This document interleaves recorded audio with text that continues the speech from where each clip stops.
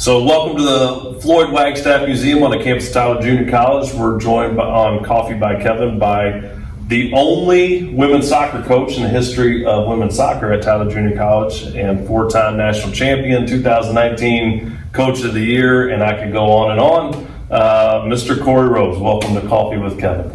Thanks for the invitation. Yeah, so I mentioned you're the first coach. You were our inaugural coach when we started this program.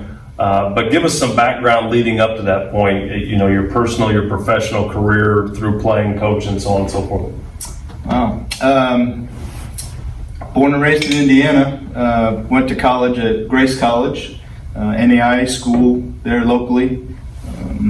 Played 4 years, had some good accolades, and then tried to find out what I wanted to do for my life job, and I went into coaching high school right away, but I was just a coach. I didn't teach any classes, so I had another job and did that for 8 years, and was successful and loved it. Started having a family, and thought I needed to make a little bit more money. Had an opportunity, and this is what kind of got crazy. Took me out of coaching into carpet cleaning. So something you don't know about me, I was a carpet cleaner.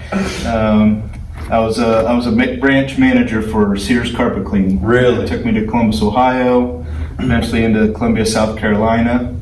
And one day I was like, I don't want to do this the rest of my life. And luckily, quickly, I got a call from a college buddy of mine who was a coach at Midwestern State University in Wichita Falls.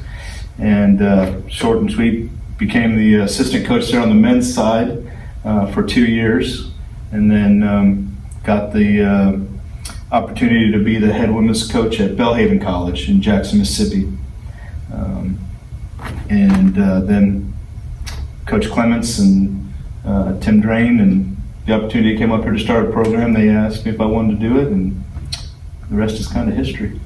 Very nice. Well, you talk about Dr. Drain. So Dr. Drain was the AD here for almost 20 years now as our Associate Vice Provost for Student Affairs. And he always tells this story to me about when they were starting this program. One of the things that kind of differentiated you between maybe other candidates to be our first head coach was that you felt right away that there were some things in place to be successful here and to win here at a really high level. What were those things that you saw that led you to believe that this place, had a chance to be successful early on? You walk on this campus, facilities, number one, they had the things set up for a women's soccer program already. They thought ahead when they did the men's program, made the other side for women's soccer. Fields, so the facilities were the number one. Thought we could recruit here pretty easy. Tradition, you looked at, we're sitting in Floyd Wagstaff Museum here, and just a tradition of Apache athletics was just blew me away. And then the leadership.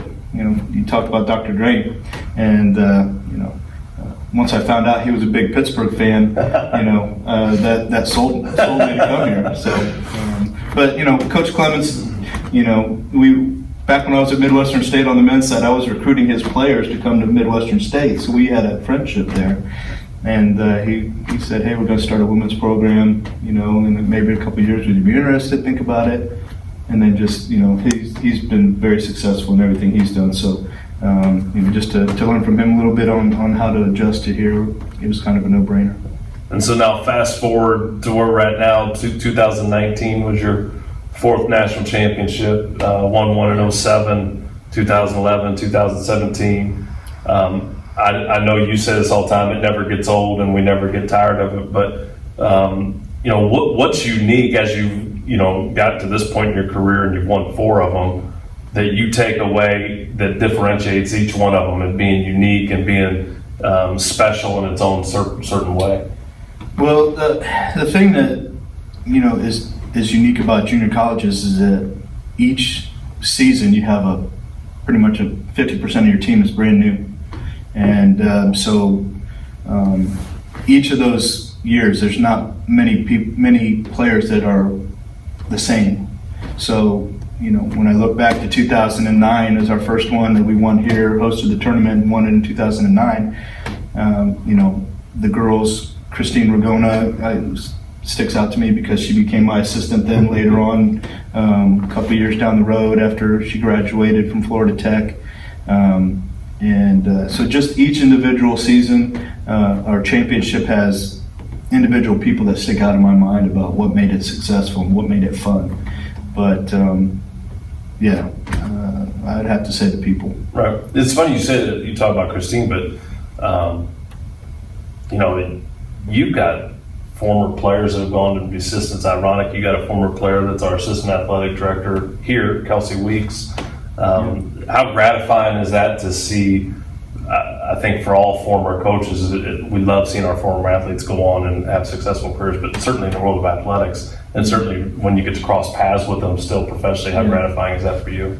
It's awesome. I mean, that's part of why I do the job. It's we don't do it for the money, but we do it change lives, and hopefully, especially here at a junior college, when I started out, there was more reasons than just athletics for people to come to school here. They're either, maybe financial issues, personal problems, things that we can help, straighten people's paths out a little bit.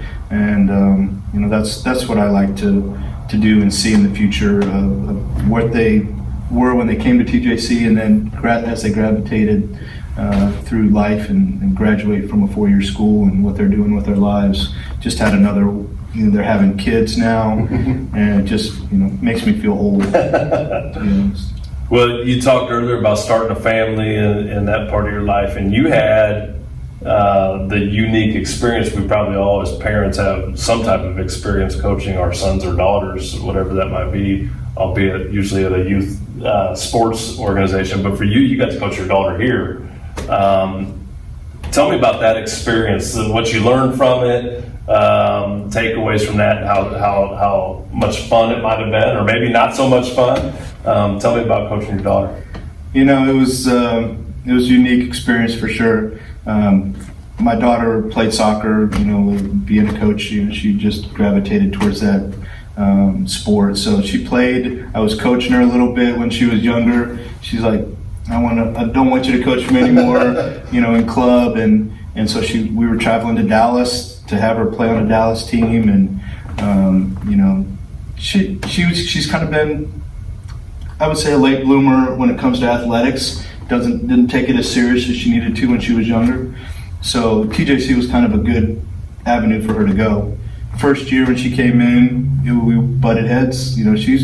She's got a personality that is kind of like mine, to be honest. So we butted heads, and got when I would tell her something, get the rolled eyes, and being a kind of a disciplinarian, I guess. That didn't go over well. So we had some chats. We got it to the face, and I had to talk to her a little bit.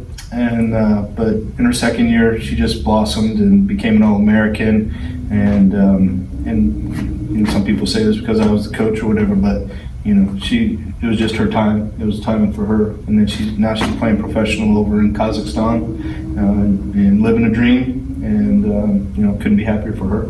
Yeah, it's funny because she's gone on to obviously play at the highest level and be really successful. So for you to be a part of it, I'm sure it's special. But how did you separate the dad part from the coach part? I mean, that's probably hard for Kennedy as well, but also just for you as the coach, knowing, hey, I've got to go to practice today and I've got to put my coach hat on, and I still love you, you're still my daughter, but. Yeah, that was difficult, but I tried to, all my players are probably going to be like, that's not true. But I tried to treat everybody the same, right. And I tried to treat Kennedy like I would any other player. And it was more difficult for her, I think. Probably. Not being able to see me as dad, and I'm trying to be extra hard on her. But I try to treat all my players the same, not have favorites and that sort of thing. And I think that's part of the success too. The program is, everybody kind of knows where they stand with me as a coach. Right. So as much as anybody, I mean, the coaching business is tough and it's long hours and it's a grind, but In the time I've gotten to know you, you strike me as somebody who has great balance in your life. I know your family's important. I mean, fortunately, your wife gets to come here and coach cheerleading, so we get to see her a lot. But you also have some other interests outside of what we do here. So what keeps Corey Rose busy when he's away from the soccer pitch? I'm a big outdoorsman. Love to hunt, love to fish. Anything like that, I'm up for it. I like to do projects. I'm pretty handy mechanically. I do my own car work as much as I can. You know, with having a family of 5, I have 5 vehicles now. And, if I had to take them to a mechanic all the time, I wouldn't. You know, it's a lot of money. But so just those type of things. Like right now during the coronavirus, I've done some shelves in the back of my pickup. I've done some shelves in the back of my son's pickup. I've done a shelf over the laundry room for my wife. You know, just I like to do a lot of things myself. Yard work, I really don't mind the yard work if you have the right equipment to do it. But all those things keep me busy. But you know, family's important. I like to make sure I'm at all my kids' athletic events as much as possible. You know, and then having Tammy being able to work here is, you know, we don't see each other very much. She's busy up in student center, and I'm down in the soccer fields. But yeah, it's balance. You got to have balance. So you mentioned the COVID-19, and we're all dealing with this health crisis. And for you, I think it's been really interesting because your team is very much international, and so kids have been affected in many different ways depending on where they're from. Some of them trying to get back to their home country, some of them not able to, some of them still here. Yeah. But I think as we've kind of gone through all of this stuff, we're all taking little bits and pieces away from how we're doing business, at least right now. Is there something that sticks out to you that you say, man, we probably could have been doing this all along, and maybe we've been more effective, more efficient, and that you might say, even when we come back to whatever, you know, everybody's saying our new normal, whatever that looks like, that you say, I'm going to take this little bit of piece away from it that might help us be successful moving on? You know, there's one thing I've been talking to my assistant, Katie Tamanaha, and that's one other thing that makes us successful here is just surrounding ourselves with good people. And we've been able to, and I've been fortunate enough to do that for 12 years, is be able to have a good assistant every year. And I think Katie's taken it to another level. So one thing, we're doing these Zoom calls, and I'm getting ready to Zoom call with all our incoming freshmen. And I think that's something that I had never thought about before. And so I think getting them all to see each other, you know, they can do it like if we put them in their dorm room with a roommate, they can communicate, but they don't communicate with everybody. So, sure. You know, and then even having them join a Zoom call maybe with the current team and get them, you know, because not some of the internationals, they don't come and visit. Right. And even, you know, we have a girl coming in from Utah this year. You know, she was able to come and visit, but if she wasn't able to come, she could get on the Zoom call. So the Zoom call and all that stuff that we had, it's been there, but we haven't really utilized it. So I think some of those type of things that we could use going forward would be helpful. Well, we're good. Well, hopefully we're moving forward sooner rather than later. Yes. And we're back out on Pat Hartley Field defending the national championship, and look forward to many more victories. So Corey Rose, thanks for joining us today. You're welcome. Thanks for having me. Thank you. Sold, done.